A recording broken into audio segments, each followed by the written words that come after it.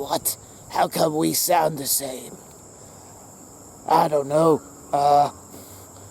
Anime studio couldn't afford another voice actor?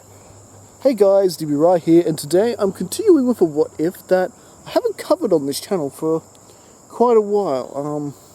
Over a year now, I believe, and that is, what if Cell met Kid Goku? Or did I say past Goku? I'm pretty sure it's called Kid Goku.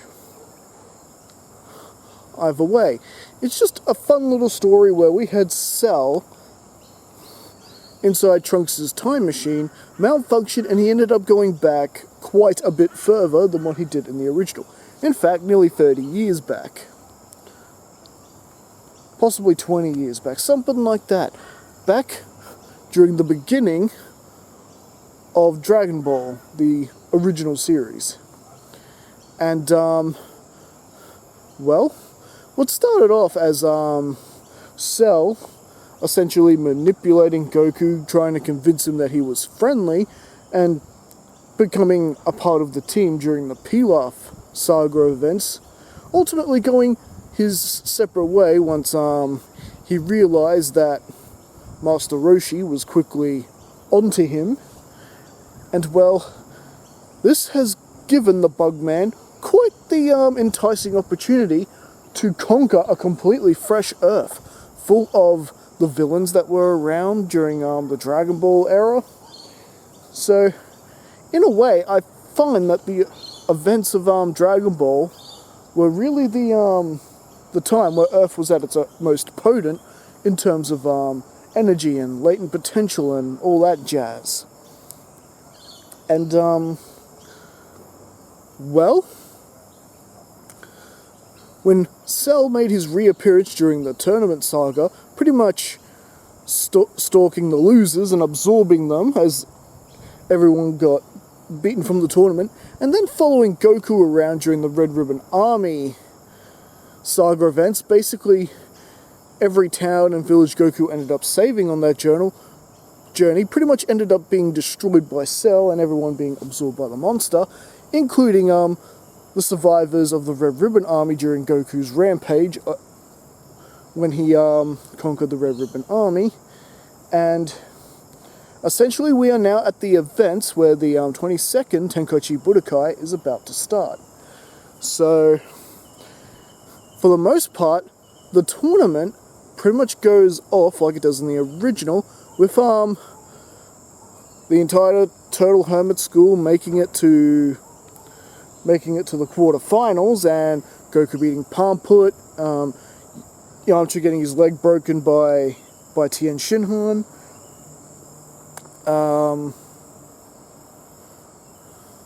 Krillin beating Chaozu, of course, and Jackie Chan beating Man-Wolf.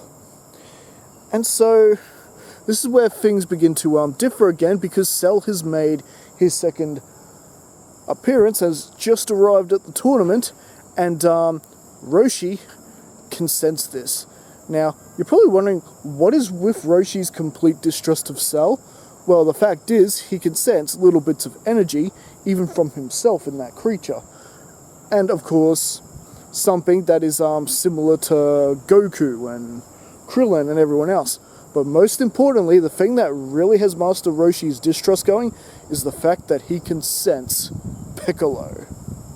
Which, of course, during this time, King Piccolo's only just about to rear his ugly head now, and is a bad guy at this point. So naturally, Roshi has some serious distrust, and unfortunately, this distrust ends up distracting Roshi to the point that the task at hand of trying to convert Tien Shinhan to a good guy is pretty much wasted when Roshi, sensing Cell's approach, Tien's able to knock Jackie Chan out of the ring and winning the match before any of Jackie Chan's last words could really sink into Tien. Now don't worry guys, Tien Shinhan fans, I'm not making him a bad guy. It's just Roshi couldn't get a word in edgewise because he was just too distracted with this approaching monstrosity. Now Roshi has decided to once and for all confront this evil, now that it is shown up once again at the Tenkaichi Budokai, And we basically head into the final matches of Goku versus Krillin. Goku getting the win like in the original. And the battle between Tien Shinhan and Goku. Now, thanks to Master Shen having Chaozu cheat for Tien Shinhan is still able to see the error of his ways and ultimately makes the right decision. And, well, while that's going on, Master Roshi is battling one-on-one with Cell, who is basically... He's only basically managed to drink up palm put at this time. And Roshi is trying to sneak attack on the creature. And, well, Roshi's experience as a fighter is keeping him alive, however momentarily, because Cell is also just playing with the old man. It's a shame we couldn't be friends, Master Roshi. You could have joined me in my conquest of this planet. Ah, well, what a waste. Instead, it's dinner time! And he goes to stab Roshi with the absorbing tail, but right then and there, Master Roshi pulls off the evil containment wave and does proceed in trying to trap Cell. However, remember, he's got Piccolo's genes in him. Even though there's like a little flicker of fear coming from his Piccolo genes, he does know how to reverse it. This old trick, evil containment, reverse! And Cell is able to swoop up Master Roshi and essentially trap him.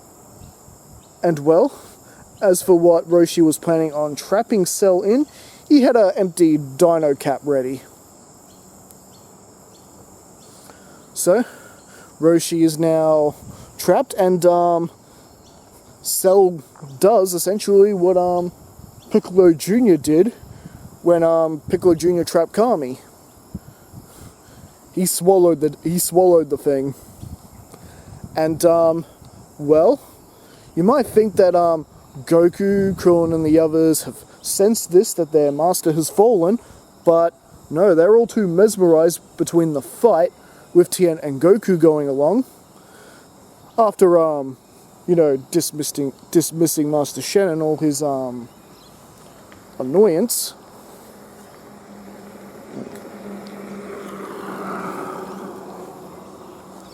The tournament pretty much wraps up the same way it does, with Tien Shinhan ultimately getting the win and deciding to treat them to dinner. However, everyone is worried that they haven't seen Master Roshi around. And Goku has just realized he's left his Dragon Ball and Power Stick behind, so he's now going back for those things. And while he's back there, he says he'll see if he can find Master Roshi. And well, he does manage to find his stuff at Dragon Ball. So yes, this time it's not Krillin going back, it's Goku going back. And suddenly he's attacked by this creature. And of course, it is Tambourine.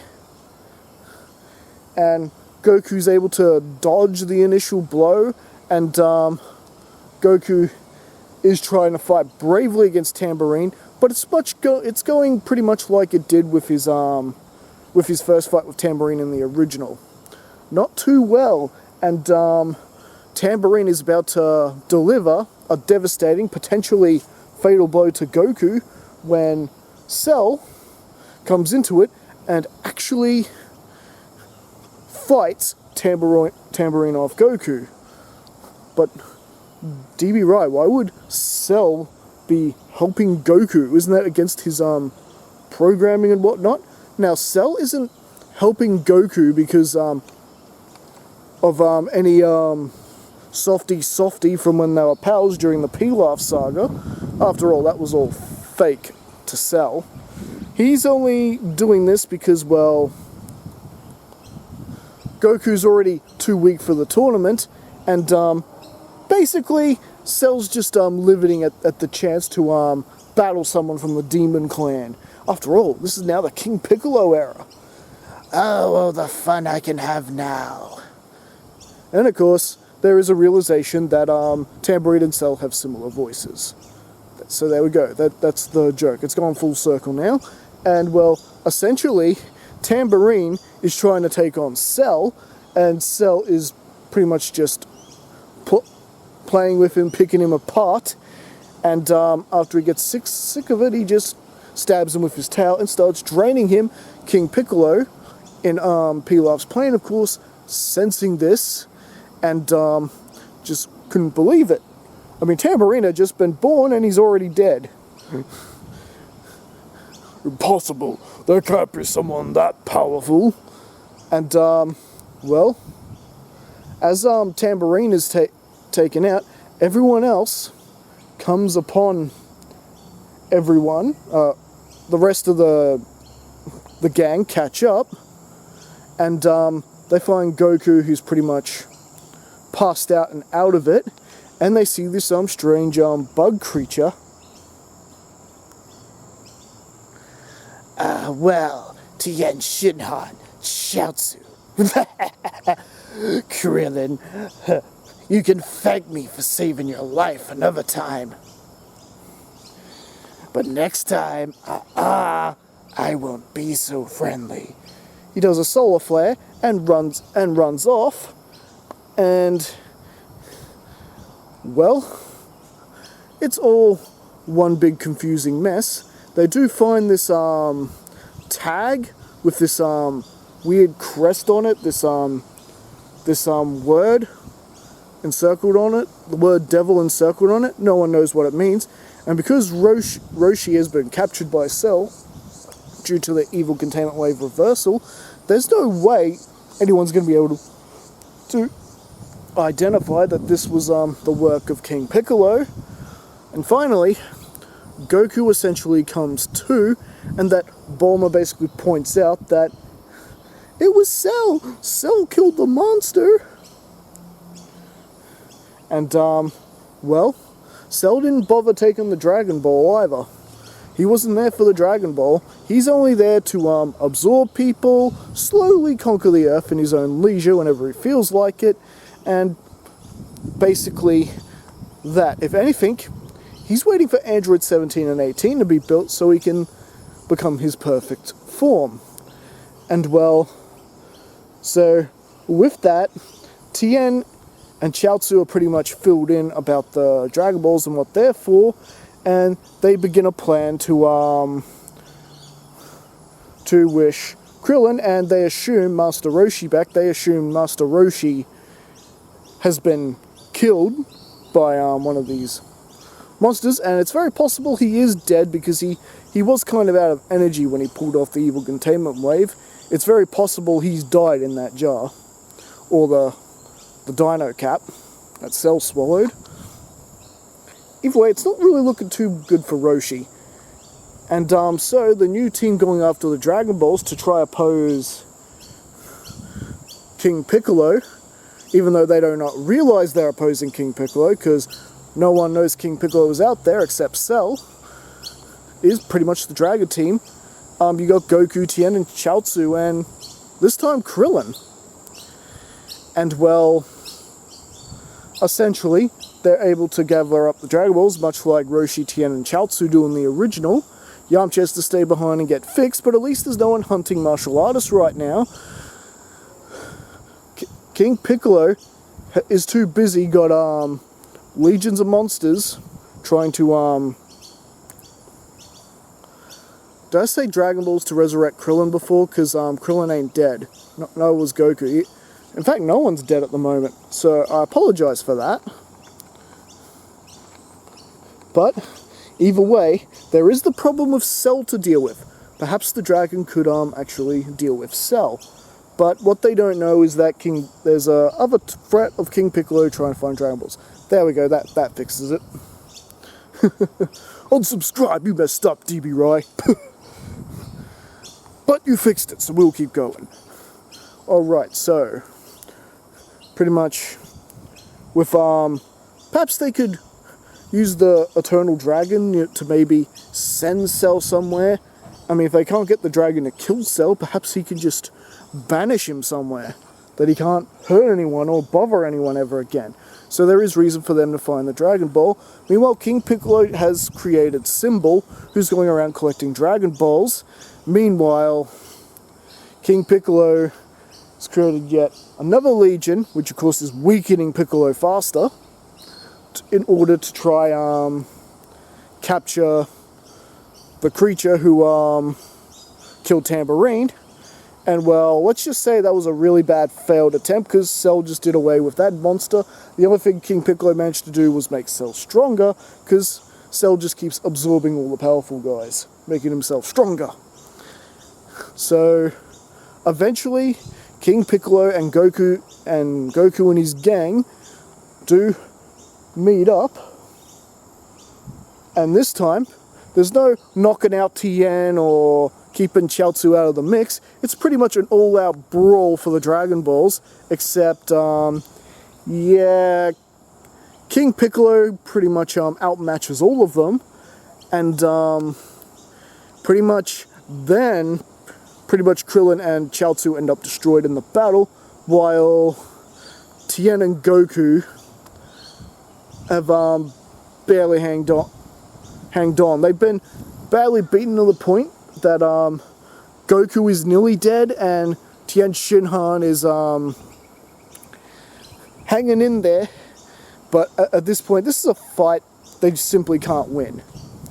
So Piccolo is the winner of the set of Dragon Balls and uses them to return his youth like in the original. And just like in the original, he betrays Pilaf, Mai, and Shao, and is on his way to conquer King's Castle. And the only thing that might help Goku and Tien at this point is if they can get themselves to the land of Korin and pretty much climb it. Luckily that Tien is in better shape than Goku, so he's able to be decently recovered by the time they get to the land of Korin. And well, long story short, with the help of, well, Goku is a bit curious to know why, Upa and Bora aren't around. And that's because Cell has, killed them too. I'm pretty sure that's how it happened. And, well, they, climb up to, Korin's tower, and luckily Korin has been untouched. Yeah, Cell hasn't, touched him yet. And, well, he's able to, provide Tien and Goku with sensu beans, and they decide to, taste the Ultra Divine Water. Now, in the meantime, Piccolo has since conquered King's Castle, and, well, this is where, Cell once again rears his ugly head. This is a chance to absorb the great King Piccolo himself. This is a chance to really mess up history and really assert his dominance as the true ruler of this planet. And so, with imperfect Cell, just to be clear, he's still imperfect, he pretty much challenges Piccolo, who was on his way to destroy West City like he was going to in the original, and King Piccolo can tell and sense right away, can sense that he's somehow part of him is in this creature, along with some of the warriors he defeated just a little while ago. I see. So you're the one who's been killing my children. Then I shall enjoy making a public execution of you. And, well, in preparation for this creature showing up, King Piccolo has an entire legion of monsters awaiting for him. And, well, as quickly as they come, they are quickly down and wiped out by Cell, with one single wave of his energy. What? Impossible! What kind of monster are you? The future kind. Ah, all the great things you go to do, Piccolo. I'm afraid this is one history I tend to rob from you. And essentially, we get Piccolo versus Cell.